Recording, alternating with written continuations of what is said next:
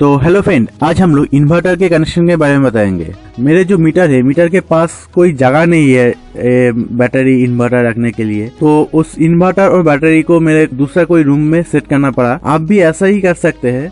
तो चलिए इसका कनेक्शन के बारे में पूरा डिटेल्स हम लोग बताएंगे। इस वीडियो को देखने के बाद आपको पूरा डिटेल्स आपको मालूम हो जाएगा इन्वर्टर का कैसे कनेक्शन होता है। तो चलिए शुरू करते हैं। सबसे पहले इन्वर्टर के जो कनेक्शन है उसके बारे में आप लोग जान लीजिए। तो इन्वर्टर का एसी इनपुट और एसी आउटपुट एक घर में कहाँ पर जोड़ना है, यही आप लोगों को समझना है। ये समझने के बाद और कोई प्रॉब्लम नहीं आएगा। इसका कनेक्शन कैसा होता है, यही दिक्कत होता है घर में कहाँ पर जोड़ना है।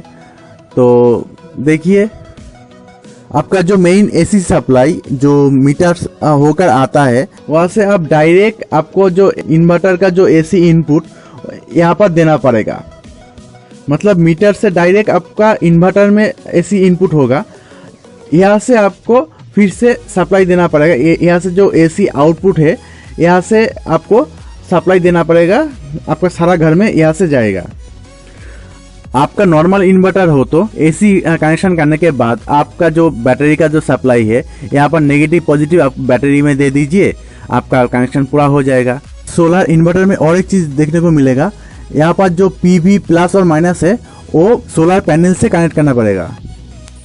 और एक बात, आपका जो न्यूट्रल और अर्थ का जो लाइन है, आप घर के कहीं से भी ले सकते हैं। तो अभी मेरा घर में जो कनेक्शन है उसके बारे में बताएंगे। तो मेरे घर में मेन मीटर होकर यहाँ से सारा घर में सप्लाई हो रहा है, मगर इन्वर्टर दूसरी घर में है, दूसरी एक रूम में है। तो हमको यहाँ से ही सारा घर में सप्लाई देना है। तो यहाँ से ही इन्वर्टर का जो इनपुट एसी इनपुट है वो यहाँ से ही देना पड़ेगा। जो मीटर होकर यहाँ पर जो फेज आया है वो डायरेक्ट यहाँ से वो इन्वर्टर तक ले जाएंगे।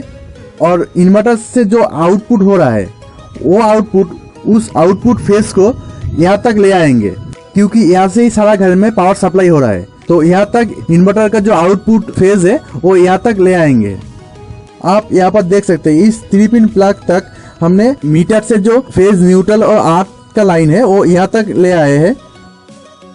साइड में जो एमसीबी देख रहे हैं, इस एमसीबी घर के पावर इनपुट के लिए है। मतलब इन्वर्टर का जो आउटपुट है उस आउटपुट से हमने सिर्फ फेस को लिया है, न्यूट्रल और अर्थ को यहाँ से ले लेगा। तो सिर्फ फेस को हम लोग यहाँ से एमसीबी होकर सारा घर में दे दिया है। और सोलर कनेक्शन करना है तो आपका जो इन्वर्टर है, सोलर इन्वर्टर है, उस सोलर इन्वर्टर के पीछे में पीवी प्लस और पीवी माइनस रहेगा। तो सोलर पैनल का जो पॉजिटिव नेगेटिव वायर है वो यहाँ पर आप कनेक्शन कर दीजिए, आपका कनेक्शन कंप्लीट हो जाएगा। आप इन्वर्टर में ज़्यादा लोड नहीं देना चाहते हैं तो आपका घर में फ्रीज एसी का कनेक्शन आप डायरेक्ट जो इनपुट हो रहा है वहां से आप ले लीजिए। तो क्या होगा, पावर सप्लाई बंद हो जाएगा तो आपका एसी फ्रीज बंद हो जाएगा, आपका इन्वर्टर में ज़्यादा लोड नहीं आएगा।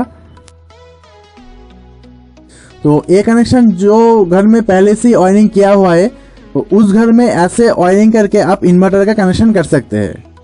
तो इस इन्वर्टर का कनेक्शन के बारे में और कोई जानकारी चाहिए तो आप कमेंट कर सकते हैं। और आपके घर में कैसे कनेक्शन है वो भी आप कमेंट करके बताइए।